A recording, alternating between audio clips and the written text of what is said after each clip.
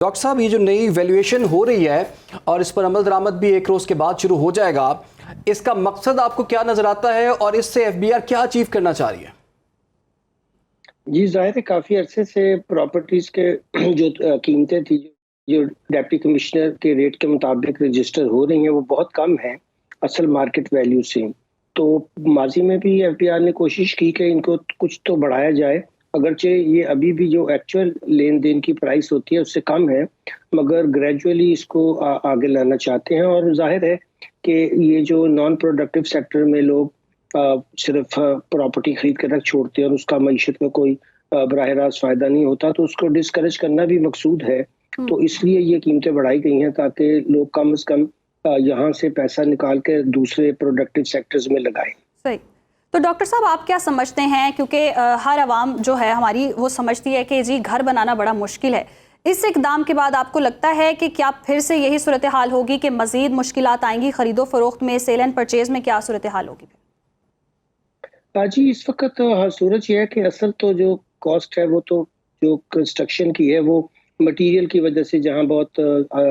Inflation रही और फिर टैक्सेस की मार रही, उसकी वजह से है। अब लैंड्स के अंदर तो बहुत कम काम हो रहा है, अगर कोई प्राइस मांगता भी है तो आमतौर पर परचेजर है ही नहीं, क्योंकि आपने देखा कि बहुत से टैक्सेस पीछे लगाए गए हैं, जिसमें 7E भी था, बहुत से तो खैर कोर्ट्स में चैलेंज भी है, मगर इस सेक्टर को तो ऑलरेडी इस पे एक्साइज ड्यूटी लगाकर, फिर एक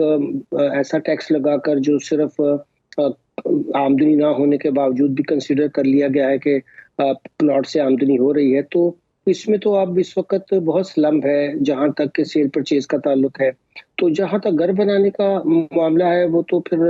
बहुत ज़रूरी है कि इस ज़माने में जब हम इन चीज़ों की कीमतों को नीचे नहीं लाते, टैक्सों की शरह कम नहीं करते, इन्फ्लेशन पे कंट्रोल नहीं करते, तो वो सब वैसे लोगों की अब पहुंच से बाहर हो गया। मिडिल क्लास का कोई आदमी तो अब घर बनाने का 5 मरले का भी सोच नहीं सकता है। लेकिन डॉक्टर साहब, आपने देखा कि 4 मरतबा तो पहले ये वैल्यूएशन जो है वो हो चुकी हुई है और एफईडी भी इसमें लगा दी गई है। अब दोबारा से इसकी जो वैल्यूएशन हो रही है, इसमें अब रियल स्टेट सेक्टर जो है वो किस हद तक मुतासर होगा, क्योंकि अरबा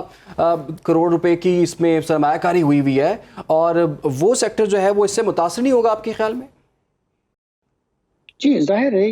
इस सेक्टर को तो मैं जैसे अर्ज कर रहा था कि ऑलरेडी एक बहुत बुरे रिसेशन का शिकार है और इससे तो मजीद होगा। और अगर बाकी टैक्सेस भी हम नज़र में रखें जो रियल स्टेट पे पिछले दिनों लगाए गए हैं, तो उसकी वजह से अब नज़र तो नहीं आता कि इसमें कुछ बेहतरी होगी, मगर जाहिर है कि एफबीआर ने ये रेट्स तो बहुत अरसे से रोके हुए थे और बढ़ाने थे, क्योंकि IMF का भी मुतालबा था कि आप अपने ये जो रियल स्टेट सेक्टर से कम 700-800 बिलियन का उनका ख्याल है टैक्स पोटेंशियल है। वर्ल्ड बैंक की भी यही रिपोर्ट है, मगर हम इससे तो 100 बिलियन भी हासिल नहीं कर पा रहे हैं। मेरा ख्याल है कि इसका एक बड़ा मसला ये भी है कि सूबे जो हैं वो सही बड़ी बड़ी प्रॉपर्टियों पे प्रॉपर्टी टैक्स नहीं लगाते हैं, जहां से अच्छा रेवेन्यू मिल सकता है। जहां तक कंस्ट्रक्शन और